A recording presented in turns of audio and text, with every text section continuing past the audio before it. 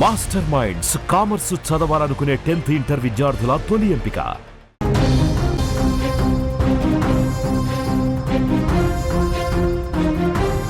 మరో breaking news చూస్తున్నాం. America ఎంట్రీతో Iran ఆగ్రహం వ్యక్తం చేస్తోంది.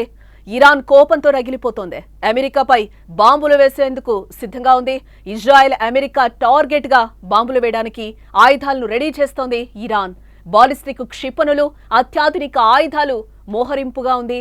ట్రంప్ కు Iran supreme leader Khamenei warning ఇచ్చారు. ప్రతి దాడి తప్పదని ఆయన హెచ్చరిస్తున్నారు. ఎర్ర సముద్రం నుంచి అమెరికాకు వార్నింగ్.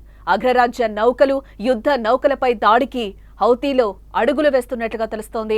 ఇరాన్ ఇజ్రాయెల్ యుద్ధంలోకి అమెరికా ఎంట్రీతో అక్కడ ఉద్రిక్త పరిస్థితులు నెలకొన్నాయి. ట్రంప్ జోక్యం చేసుకుని నేరుగా దాడి చేయడంపై ఇరాన్ కోపంతో రగిలిపోతోంది. అమెరికాపై దాడికి ఇరాన్ సిద్ధమవుతోంది. పలు ఇజ్రాయెల్ అటు అమెరికాపై దాడి చేసే విధంగా బాలిస్టిక్ క్షిపణులు, అత్యాధునిక ఆయుధాలతో సన్నద్ధమవుతోంది. ఇప్పటికే ట్రంప్ కు Iran supreme leader Khamenei strong warning ఇచ్చారు. ప్రతి దాడి తప్పదని ఆయన హెచ్చరిస్తున్నారు. అటు ఎర్ర సముద్రం నుంచి కూడా అగ్రరాజ్యానికి ముప్పు పొంచి ఉంది. అమెరికా దాడి చేయడానికి ముందే హౌతీలు హెచ్చరించారు. ఇరాన్ పై దాడులు చేస్తున్న ఇజ్రాయెల్ తో అమెరికా జట్టు కడితే ఎర్ర సముద్రంలోని అగ్రరాజ్య నౌకలు, యుద్ధ నౌకలను లక్ష్యంగా చేసుకుంటామంటూ కూడా వార్నింగ్ ఇచ్చిన గంటల్లోనే అమెరికా దాడులు చేయడంతో ఇప్పుడు అమెరికా పైకి హౌతీలు కాలు దువ్వుతున్నారు. అగ్రరాజ్య నౌకలు, యుద్ధ నౌకలపై దాడికి ముందడుగు వేస్తున్నట్టుగా తెలుస్తోంది. అయితే తమపై ప్రతి దాడి చేస్తే మాత్రం మరింత రెచ్చిపోతామన్నట్టు ట్రంప్ చెప్తున్న పరిస్థితి కనిపిస్తోంది. దీంతో వాట్ నెక్స్ట్ అనేది ఇప్పుడు ఉత్కంఠ రేపుతుందని చెప్పుకోవచ్చు. ఇక ఇదే అంశానికి సంబంధించిన మరింత సమాచారం మా న్యూస్ ఎడిటర్ తిరుమల్ అందిస్తారు. తిరుమల్, ఇరాన్ కోపంతో రగిలిపోతున్న పరిస్థితి అయితే కనిపిస్తుంది. అమెరికాపై బాంబులు వేసేందుకు సిద్ధంగా ఉన్నట్లుగా సమాచారం. అమెరికా ఎంట్రీతో ఇరాన్ మరింత ఆగ్రహం వ్యక్తం చేస్తున్న పరిస్థితి కనిపిస్తుంది. ఏంటి జానకి, ఆల్రెడీ ఇజ్రాయెల్ పైన బాంబు దాడులు మొదలయ్యాయి. ఇజ్రాయెల్ లోని పలు ప్రాంతాన్ని టార్గెట్ చేస్తూ ఇరాన్ ఫతా లాంటి బాలిస్టిక్ మిసైల్స్ తో అటాక్ చేస్తుంది. చాలా స్పష్టంగా ఖమేనీ చెప్తున్నారు, మాకు చాలా దేశాల మద్దతు ఉంది, ఎట్టి పరిస్థితుల్లో దీనిపైన రిటాలియేషన్ తీసుకుంటాం, ప్రతీకారం తీసుకుంటామని చెప్తారు. ఒక రకంగా చెప్పాలి అంటే ఖచ్చితంగా యుద్ధం భీకర స్థాయికి చేరే అవకాశం కనిపిస్తుంది. ఖమేనీ మాటలు బట్టి చూస్తే ఖచ్చితంగా అమెరికా ఎక్కడెక్కడైతే అమెరికాకు సంబంధించిన పరిసరాలు కావచ్చు, సైనిక స్థావరాలు కావచ్చు, లేకపోతే అమెరికాలోని కీలక ప్రాంతాలు కావచ్చు, వాటిని టార్గెట్ చేసుకునే అవకాశం చాలా స్పష్టంగా ఉంది. ఇప్పటికే హౌతీస్ కూడా రెడీ అయిపోయారు. హౌతీస్ కూడా సేపటి క్రితమే కీలకమైన ప్రకటన చేశారు. హౌతీస్ ఎట్టి పరిస్థితుల్లోనూ అమెరికాని క్షమించేది లేదని చెప్తారు.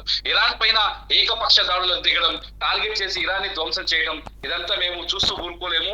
ఎక్కడైతే అమెరికాకు సంబంధించిన నౌకలు, మీరు చెప్పారు ఇంతకుముందు, ఎర్ర సముద్రం ఏరియాలో అమెరికాకు సంబంధించిన, అంటే ఇరాన్ అనేది ప్రపంచ దేశాలకు చమురు సరఫరాలో చాలా కీలకమైన దేశం. ఇరాన్ నుంచి చమురు ఉత్పత్తులు వస్తాయి. అంతేకాదు ప్రపంచ దేశాలకు చమురు తీసుకెళ్లే నౌకలన్నీ ఇరాన్ కు సంబంధించిన ఒక కీలకమైన భాగం నుంచి, ఎర్ర సముద్రంలోని ఒక కీలకమైన కెనాల్ నుంచి ఈ నౌకలన్నీ ప్రయాణిస్తాయి. ఈ నౌకల్ని టార్గెట్ చేసే అవకాశం ఉందని చాలా స్పష్టంగా చెప్తుంది.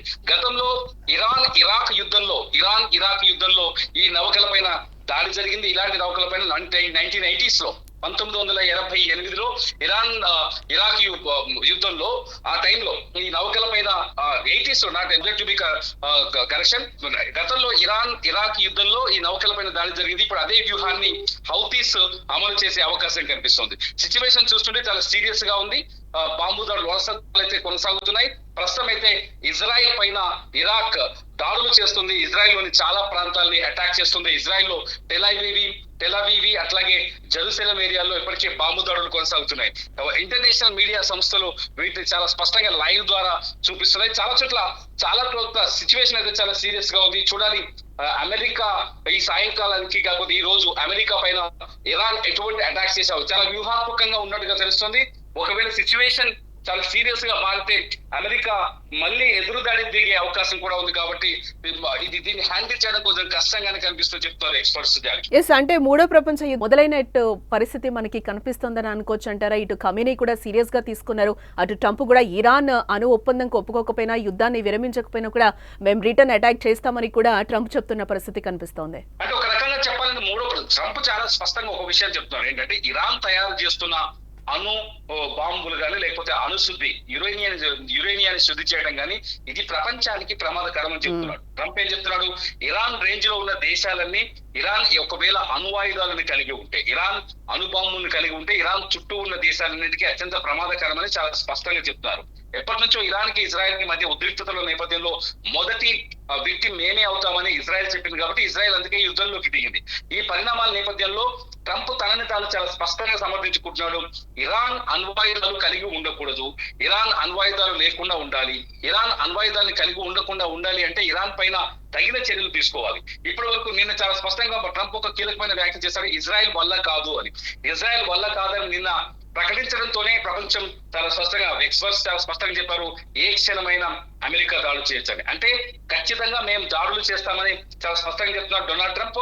ఇరాన్ ని లొంగ తీసుకునే వరకు ఈ దాడులు జరుగుతాయని చెప్తారు. చూడాలి ఇరాన్ కి మద్దతు ఇచ్చే దేశాలు ఎన్ని, ఇరాన్ కి మద్దతు ఇచ్చే దేశాలని బట్టి యుద్ధం తీవ్రత అంచనా వేయొచ్చు. ఇప్పటికైతే స్టేట్మెంట్స్ వరకే కనిపిస్తుంది. ఎందుకంటే పాకిస్తాన్ లాంటి దేశమే, ఇరాన్ కి ప్రాణప్రదంగా ఉన్న పాకిస్తాన్ లాంటి దేశం వెన్నుపోటు పడడంతో ఇప్పటికీ సౌదీ లాంటి ఇతర ఇస్లామిక్ దేశాలు కూడా పెద్దగా ఇరాన్ కి అంతర్గతంగా మద్దతు ఇస్తున్నప్పటికీ కూడా ఇరాన్ కి ఓదార్పు లాగే మాట్లాడుతున్నారు తప్ప ఇరాన్ ని ఆదుకుంటాం లేకపోతే ఇరాన్ తరఫున పోరాటం చేస్తామనే చర్చ అయితే కనిపించట్లేదు. ఒక రకంగా ఒకవేళ రష్యా చైనా గనక ఈ యుద్ధంలోకి అడుగు పెడితే ఖచ్చితంగా ఇది థర్డ్ వరల్డ్ వార్ వైపు తిరిగే అవకాశం అయితే ఉంది అని చెప్తున్నారు ఎక్స్పర్ట్. ఎస్, అంటే ఇప్పుడే బ్రేకింగ్ న్యూస్ చూస్తున్నాం తిరుమల. మనం ఇరాన్ ప్రతిదాడులు ప్రారంభించినట్లుగా తెలుస్తోంది. అక్కడ అత్యవసర పరిస్థితిని కూడా నెతన్యాహు విధించారు. పలు ప్రభుత్వ కార్యాలయాలు, స్కూల్స్ ను కూడా క్లోజ్ చేసినట్లుగా తెలుస్తోంది. ఏంటి ఈ దాడులు ఇంకా మరింత భీకరంగా కొనసాగే అవకాశం ఉందనుకోవచ్చు అంటారా? ఖచ్చితంగా జానకి, చాలా ఖచ్చితంగా. ఎందుకంటే ఇజ్రాయిల్ ఇప్పటి వరకు ఇరాన్ దాడులు చేసినప్పటికీ ఇజ్రాయిల్ లో ప్రాణ నష్టం జరగలేదని ఇజ్రాయిల్ ప్రకటిస్తూ వస్తుంది.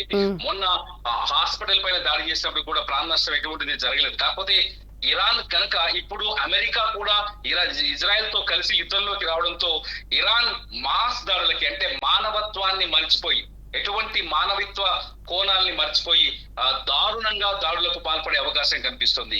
ఇక్కడ సివిలియన్స్ కూడా తీవ్ర ప్రాణహాని కలిగే విధంగా దాడులకు పాల్పడే అవకాశం కనిపిస్తుంది. సివిలియన్స్ ఇప్పటి వరకు అయితే పెద్దగా నష్టం జరగలేదని ఇజ్రాయెల్ చెప్తోంది. అల్ జజీరా లాంటి మీడియా, ఇస్లామిక్ బేస్ మీడియా అయితే టెల్ అవీవ్, జెరూసలేం, ఇజ్రాయెల్ కూడా చాలా ప్రాంతాల్లో నష్టపోయింది. చాలా ఇజ్రాయెల్ లో ఉన్న చాలా ఆర్మీ పోస్టుల్ని లేకపోతే ఆర్మీ ఆఫీసుల్ని, ఈ స్థావరాల్ని ధ్వంసం చేస్తోంది ఇరాన్ అని చెప్తుంది. నిన్న ఫతా 2 లాంటి భయంకరమైన మిసైల్స్ ను కూడా ఇరాన్ ప్రయోగించిందని చెప్తోంది. యుద్ధం ఇరాన్ ఇజ్రాయెల్ మధ్య భీకర స్థాయికి చేరింది. అమెరికా దాడుల తర్వాత ఇది రెట్టింపు అయ్యే అవకాశం అయితే చాలా స్పష్టంగా ఉంది. మీరు చెప్తున్నట్టుగా ఇప్పుడు ఇజ్రాయెల్ ఖచ్చితంగా ఇరాన్ ని ఎదుర్కోవాల్సిన అవసరం ఉంది. ఎందుకంటే ఇజ్రాయెల్ కి రక్షణ కవచంగా ఉన్న ఐరన్ డోమ్ కూడా లీక్ అయిందని ఒక చర్చ జరుగుతుంది. ఐరన్ డోమ్ ఇరాన్ మిసైల్స్ ని అడ్డుకోలేకపోతుందని చర్చ జరుగుతుంది. అదే జరిగితే ఖచ్చితంగా ఇజ్రాయెల్ మరింత తీవ్రమైన పరిణామాలను ఎదుర్కొనే అవకాశం మాత్రం చాలా స్పష్టంగా కనిపిస్తుంది. ఇప్పటికే ఇజ్రాయెల్ లో ఉన్న ఇతర దేశస్తుల్ని, బ్రిటన్ కావచ్చు, అమెరికా కావచ్చు, లేకపోతే భారత్ కావచ్చు, ఇతర విదేశీయుల్ని వాళ్ళ దేశాలకు తరలిస్తున్నారు. సిచ్యువేషన్ ఖచ్చితంగా బ్యాడ్ సిచ్యువేషన్ కనిపిస్తుంది. చాలా దారుణమైన పరిస్థితి అయితే కనిపిస్తుంది జనకి. ఎస్, అంటే ఇప్పుడు మనం బ్రేకింగ్ కూడా చూస్తున్నాం తిరుమల. అంటే ఇరాన్ ప్రతిదాడులు ప్రారంభించే నేపథ్యంలో ఇజ్రాయెల్ ప్రజలందరూ కూడా అక్కడి నుంచి పారిపోతున్న పరిస్థితి కనిపిస్తుంది. ఇరాన్ అటాక్స్ అయితే మొదలుపెట్టింది. ఇటు అమెరికా మీద కూడా ప్రతీకారం తీర్చుకుంటామని చెప్పి ఇటు ఖమేనీ చెప్తున్న పరిస్థితి కనిపిస్తుంది.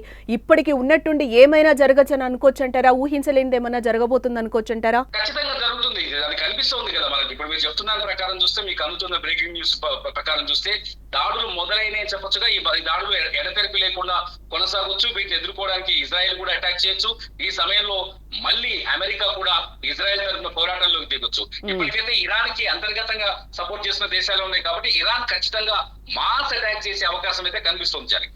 ఎస్, అంటే ఈ సపోర్ట్ చేస్తున్న దేశాలు కూడా ఏవైతే ఇరాన్ కి రష్యా కూడా సపోర్ట్ చేస్తున్న పరిస్థితి కనిపిస్తుంది. ఈ నేపథ్యంలో రష్యా కూడా ఇటు ఏమన్నా మాట్లాడే అవకాశాలు ఉన్నాయా? అటు ఆల్రెడీ కూడా ట్రంప్ పాకిస్తాన్ ని ఒప్పించిన సందర్భం కనిపిస్తుంది. పాకిస్తాన్ ఒప్పుకున్న తర్వాత వెంటనే దాడులు చేయడం కూడా ప్రారంభించింది అమెరికా. ఒక విషయాన్ని ఇక్కడ గుర్తుపెట్టుకోవాలి. ఒకటి ఏంటంటే, అమెరికా ఎప్పుడైతే ఇరాన్ పైన దాడులు చేయాలనుకుందో దానికి అనుకూలంగా పరిస్థితులన్నింటినీ మార్చుకుంది, చాలా స్పష్టంగా మార్చుకుంది.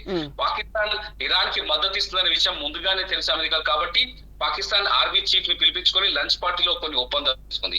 At the same time Iran కి ప్రత్యక్షంగా రష్యా గానీ చైనా గానీ ప్రత్యక్షంగా సహాయం చేసే అవకాశం ప్రస్తుత పరిస్థితుల్లో లేదు. కాబట్టి కాకపోతే రష్యా చాలా స్పష్టంగా చెప్తుంది, ఇరాన్ కి స్వతంత్రం ఉంది, ఇరాన్ కి సార్వభౌమాధికారం ఉంది, అణుబాంబులు తయారు చేసుకునే అవకాశం ఉందని.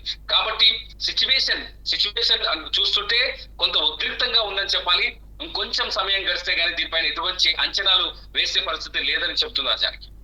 రైట్ తిరుమల్. ఎస్, ఇక్కడ మనం మొత్తంగా చూడొచ్చు అమెరికా ఎంట్రీతో ఇరాన్ ఆగ్రహం వ్యక్తం చేస్తోంది. కోపంతో ఇరాన్ అయితే రగిలిపోతున్న పరిస్థితి కనిపిస్తుంది. అమెరికాపై బాంబులు వేసేందుకు కూడా సిద్ధంగా ఉన్నామని చెప్పి ఖమేనీ చెప్తున్న పరిస్థితి కనిపిస్తుంది. ఇజ్రాయెల్ అమెరికా టార్గెట్ గా ఆయుధాలను ఇరాన్ రెడీ చేస్తున్నట్లుగా తెలుస్తుంది. ఈ నేపథ్యంలోనే ఇజ్రాయెల్ మీద కూడా ఆల్రెడీ దాడులు ప్రారంభించినట్లుగా అయితే మనకి బ్రేకింగ్ న్యూస్ లో సమాచారం అందుతోంది. అత్యాధునిక ఆయుధాలని కూడా అక్కడ మోహరింపు. ట్రంప్ కు Iran supreme leader Khamenei mass వార్నింగే ఇచ్చారు. ప్రతి దాడి తప్పదని కూడా ఆయన క్లియర్ గా హెచ్చరిస్తున్న పరిస్థితి కనిపిస్తుంది. ఎర్ర సముద్రం నుంచి అమెరికాకు వార్నింగ్ వచ్చింది. అగ్రరాజ్య నౌకలు అలాగే యుద్ధ నౌకలపై కూడా దాడికి హౌతీలు అడుగులు వేస్తున్నట్లుగా మనకైతే బ్రేకింగ్ న్యూస్ లో సమాచారం అందుతోంది.